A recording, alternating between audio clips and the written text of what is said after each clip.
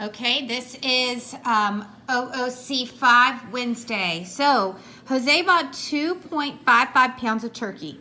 1 pound of turkey cost $4.99. Before tax, how much did Jose pay for the turkey? Okay, so we're going to take our weight of the turkey, which is 2.55 pounds, and we're going to multiply that by 4.99.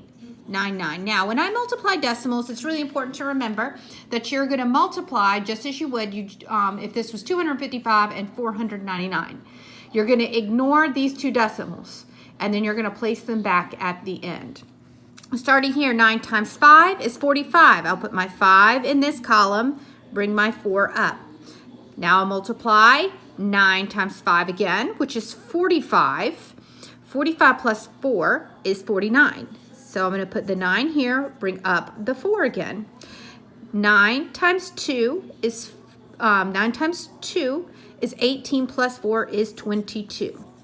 Now, I like to use this little X here just to mark the space that I'm holding. I don't use zeros, but if you use zeros, that works fine too. Now, I actually don't need to go back through and multiply this because I already know if I multiplied 9 by each of these digits, if I do the same thing here, it's going to be the same number. So I'm going to save myself a little step there. Okay, now that I'm multiplying my third number, I'm going to place my X, and I'm going to start right here. The 2 X's to hold my places. 4 times 5 is 20. 0, bring up the 2.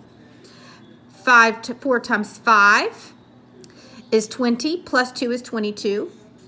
2, bring up my 2. And lastly, 4 times 2 is 8, plus 2 is 10.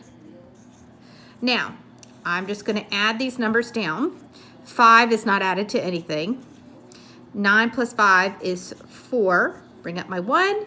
1 times 2 times 9 is 2. Bring up my 1. 1 plus 2 plus 2 plus 2 is 7. And then 2 plus 0, 2, and then 1. Now, I'm going to go ahead and actually transfer this number over.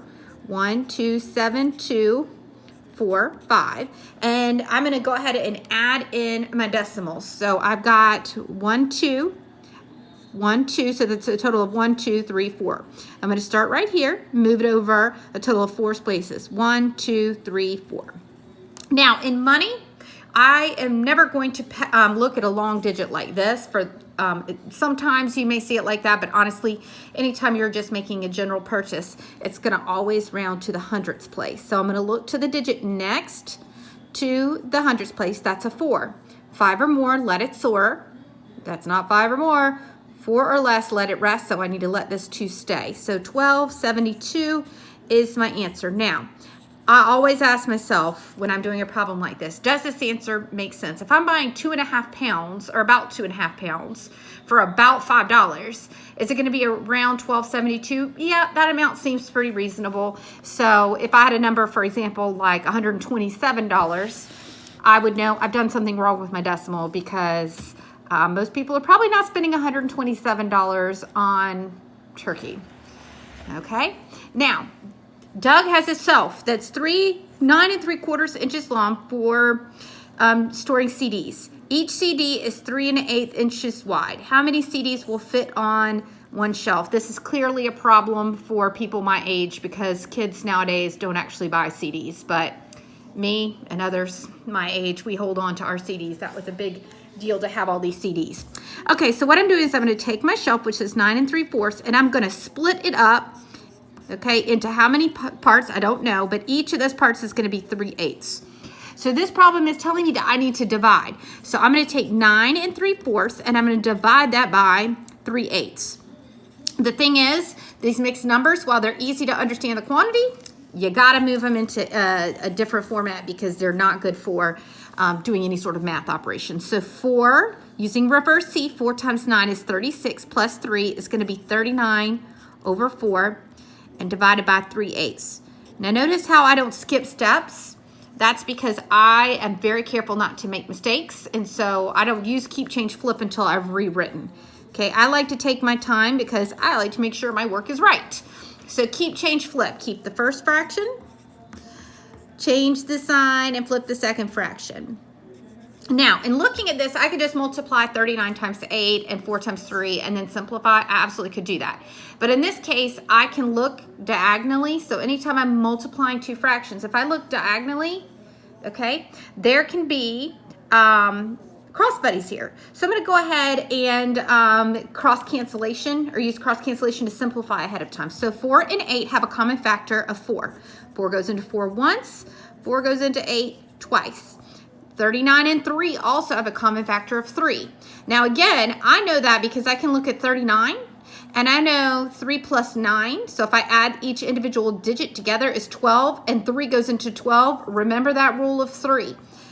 It makes it so much easier to do this math if you're able to easily cross cancel or easily reduce and know what are the factors of these numbers. So in this case, 3 goes into 3 one time and 3 goes into 39 13 times.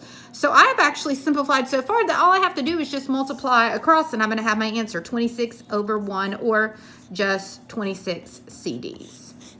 Perfect. We're going to go ahead and move on over here to the product question, which is number 3. Okay, and product, I have to remember, I have to know that a product means to multiply. So I'm multiplying these two numbers together. Okay, I already noticed that I've got some negatives in this problem.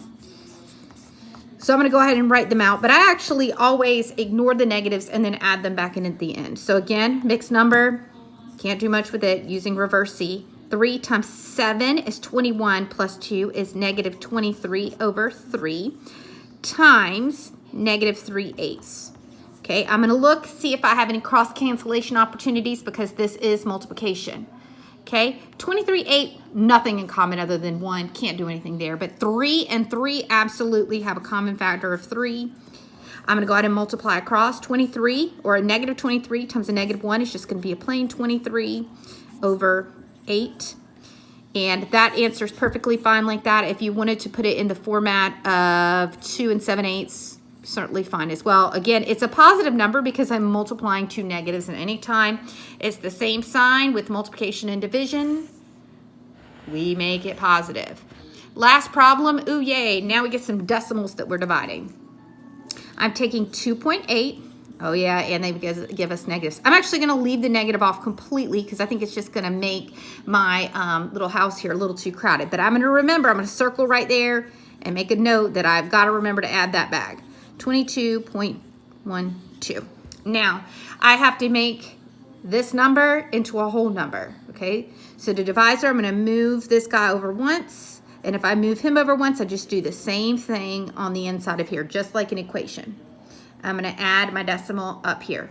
Now, notice how 28 is kind of a larger number.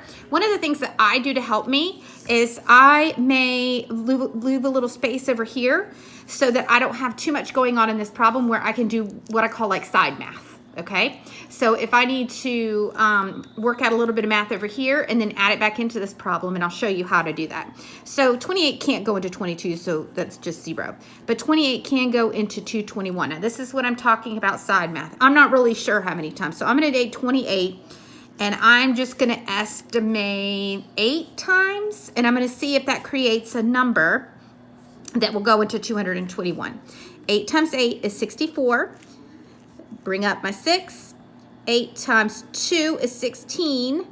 Plus 6 is 224. That number is too big. I can't put 224 into 221. So I need to bring this number 1 down. 28 times 7. I'm actually going to leave this here because at some point later on in the problem, I might need to know what 28 times 8 is, and I won't have to recreate that.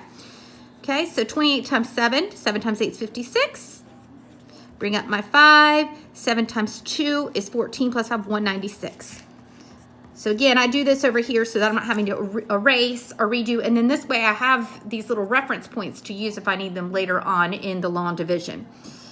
And I know most of you really don't like doing long division because it takes so much time. Guess what? Sometimes I get annoyed with it too, but you've got to be able to know how to do it. So I'm borrowing across and I'm getting 25 left over. I'm going to drop down my 2 because 28 can't go into 25. Okay. Now, I know it's not going to be 8 because I already know 28 times 8 is 224. So I'm going to try one more and do 9. So 28 times 9 is 72.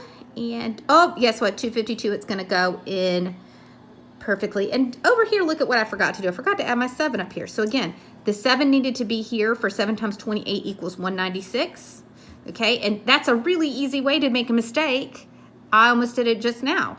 Okay, is to forget to move the number up top or lose place of what you're doing. So in this case, I made that mistake, but I noticed that doesn't make any sense. So I went back and I realized, oh, I forgot to write my 7 up there.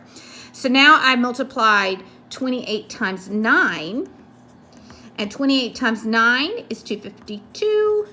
So it's nothing left over. If this was another number, you could keep adding zeros and dropping them down, but in this case, we're going to leave it at 7.9. Now, what did I say? I cannot forget the negative. I'm dividing, and I have one positive and one negative, which my answer has got to be negative 7.9. If you forget that, your problem is wrong. Okay, thanks so much.